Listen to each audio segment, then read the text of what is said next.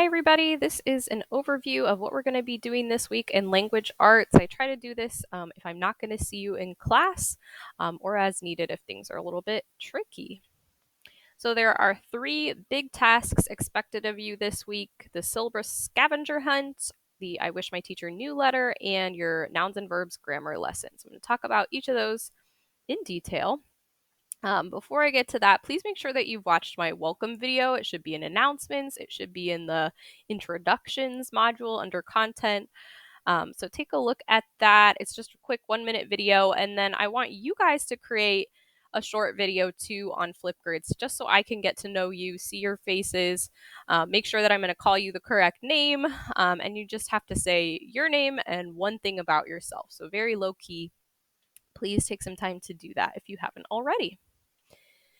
So the first big task is your syllabus scavenger hunt. The point of this assignment is to kind of highlight the most important information about language arts. So this is going to help you to be successful in this class specifically. It's very, the information on the quiz is very specific things that you need to know that might be different from other classes that you're taking or have taken in the past. And feel free to keep the file open in another window as you take a quiz. It's not cheating. It's a scavenger hunt. You're searching in the text for information, just like we like to do in reading. The next big assignment is the I wish my teacher knew letter. The goal of this assignment is to help me get to know you. I can help you and be a better teacher if I know my students. So that's the goal. 3 paragraphs, so 1 big topic per paragraph.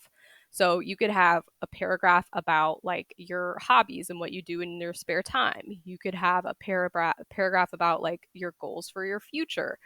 So anything you really want me to know, those are just some suggestions. And focus on including specific details and examples.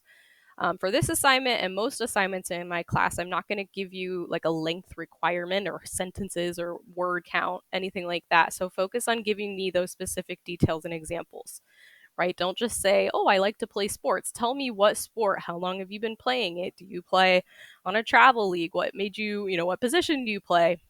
All that good stuff, specific details and examples. And there are some example letters in that module. So please take a look at those for some ideas and what, kind of what yours should look like. And just a reminder, I will not grade emailed assignments. You need to submit those through OMHS, and there are directions on that assignment page about how to do that if you're not sure.